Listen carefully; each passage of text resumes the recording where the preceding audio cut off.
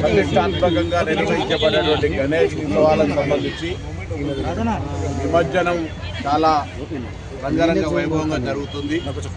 అందుకు గణేష్ ఉత్సవ సమితి వాళ్ళు ఏర్పాట్లు చేస్తే రాష్ట్ర ప్రభుత్వం తరఫున గౌరవ ముఖ్యమంత్రి గారి ఆదేశాల మేరకు అన్ని శాఖలు సమన్వయంతో హైదరాబాద్ మేయర్ విజయలక్ష్మి గారి ఆధ్వర్యం లోపల అన్ని శాఖలు కూడా సమన్వయంతో శాంతి భద్రతలకు సంబంధించి కావచ్చు లేదా ఇతరత్ర క్రేన్స్ ఏర్పాటు కావచ్చు, దానికి సంబంధించినటువంటి ఇమీడియట్గా డస్ట్ అక్కడ లోపల నీళ్ళలో వేసిన తర్వాత తీసే అంశంతో సహా అన్ని రకాలుగా చర్యలు ఎప్పటికప్పుడు జరుగుతూ ఉంది. రేపు నిమజ్జనానికి సంబంధించి ఓపికగా అందరూ సమన్వయంతో అటు ఉత్సవ సమితి ఇటు ప్రభుత్వం తరఫున సమన్వయంతో ముందే దీనికి సంబంధించిన రివ్యూ చేసి అరేంజ్మెంట్స్ కూడా ఏర్పాటు చేయడం జరిగింది. కాబట్టి ఎక్కడ ఎటువంటి ఇబ్బంది లేకుండా విఘ్నేశ్వరుడు యొక్క ఉత్సవాలు ఘనంగా ముగుస్తూ ఉన్నాయి.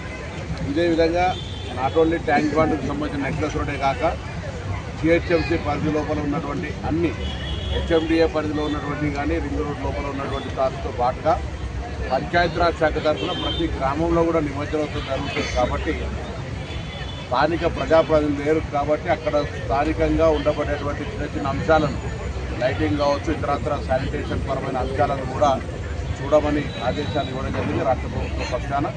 కాబట్టి ఎక్కడైనా గణేష్ ఫెస్టివల్కు సంబంధించినటువంటి ఏర్పాట్ల లోపల అక్కడ స్థానిక యాంత్రాంగం అన్ని రకాల చర్యలు తీసుకుంటుంది.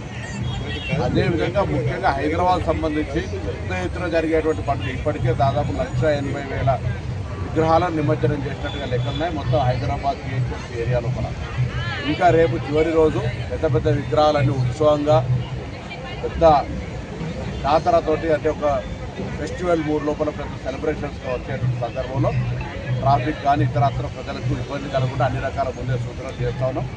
రేపు ఈ వేడుక లోపల హైదరాబాద్ సంబంధించినటువంటి అన్ని రకాల సాంస్కృతిక ఇతరత్ర అన్ని కార్యక్రమాలు కూడా ఉంటాయి. హైదరాబాద్ ఈ యొక్క నిమజ్జనం చూడడానికి తెలంగాణ ప్రజలు ఎవరైనా ఇక్కడికి వచ్చి ఈ యొక్క వేడుకను తిలకించవచ్చు కానీ అందరికీ ఆహ్వానం చెప్తాం. ఇప్పటికే వాళ్ళ ఏర్పాట్లు స్టార్ట్ అయిపోయినాయి కాబట్టి రేపు ఉదయాన్నే ప్రారంభం చేసి వీలైనంత తొందరలో పూర్తి చేయాలనే దాని మీద నిర్వాహకులు కూడా సహకరిస్తూ ఉన్నారు. అదేవిధంగా అధికారుల పక్షాన కూడా సమన్వయం జరుగుతుంది. తర్వాత ఇటువంటి వాడుతూ ఉన్నారు. దయచేసి నిర్వాహకులందరూ విజ్ఞప్తి చేస్తున్నారు. ఇది ప్రజలకు నష్టం కలిగిస్తుంది. పేపర్ వాడితే ఇబ్బంది లేదు. దీంతో కళ్ళల్లో కానీ పిల్లలకు కానీ ఎవరికైనా ఇబ్బంది కలిగేటువంటి పరిస్థితి చిన్న చిన్న చూర కూడా వస్తూ ఉన్నది. క్లీన్ చేయడం పెద్ద సమస్యగా ఒకరోజు కాకపోతే రెండో రోజు చేస్తాం. మేము ప్రజల ఆరోగ్యం కొరకు చెప్తా ఉన్నాం. దీన్ని ధన్యత భావించదు. ఇటువంటి తప్ప పేపర్ను వాడుకునే ప్రయత్నం చేస్తే మంచిదని అందరికి విజ్ఞప్తి చేస్తాం. అంతవరకు తెలుసు ప్రకృతి ముందట ఎవరు కూడా అసాధ్యం. అయినా వీలైనంత ఎక్కడెక్కడైతే ఏర్పాట్లు చేయాల్సి వచ్చిందో అన్ని రకాలుగా కట్ ఆఫ్ డేట్ పెట్టి జిహెచ్ఎంసీ తరఫున కానీ హెచ్ఎండిఏ తరఫున కానీ లేదా కలెక్టరేట్ తరఫున కానీ పోలీసు శాంతి భద్రతల తరఫున అన్ని రకాల సమన్వయంతో మిగతా అన్ని డిపార్ట్మెంట్లు ఏ రివ్యూలు అయితే ఎవరెవరు బాధ్యతలు తీసుకున్నారో ఎక్కడైతే లోపం వస్తే వాళ్ళదే బాధ్యత అని చెప్పిన దృష్ట్యా అందరూ అన్ని రకాల ఏర్పాట్లు చేస్తారు. ఎక్కడ కూడా ఇబ్బంది ఇప్పటివరకు నోటీస్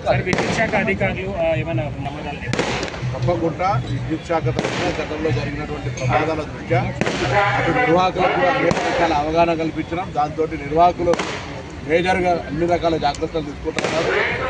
ప్రభుత్వం తరఫున కూడా వాళ్ళకి అవగాహన కల్పించడంతో పాటుగా ఇక్కడ కూడా లీకేజ్ అంటే ఎటువంటి ఇంటర్నల్ షార్ట్ సర్క్యూట్ వచ్చేటువంటి లేకుండా అన్ని రకాల ప్రివెన్షన్స్ తీసుకుంటున్నారు. భద్రత పూర్తి స్థాయిలో పోలీసులు అన్ని రకాలుగా ఇక్కడ సివిల్ డ్రెస్లతో పాటుగా షీటీమ్స్తో పాటుగా ఎక్కడ కూడా ఇబ్బంది లేకుండా ఎవరైనా ఏదైనా అయినట్టయితే వెంటనే పోలీసు దగ్గర ఉన్న పోలీసులు సంప్రదించినట్టయితే వాటిని వెంటనే, ఎందుకంటే ఈ లక్షల మందిలో సీసీ కెమెరాలతో పాటుగా పోలీసులు స్వయంగా ఉండి పర్యవేక్షిస్తూ ఉన్నారు. దయచేసి వచ్చే భక్తులు భక్తి పరవశమైనటువంటి ఆలోచనతో ఈ యొక్క వేడుకల్లో పాల్గొనాలని కోరుతున్నాను.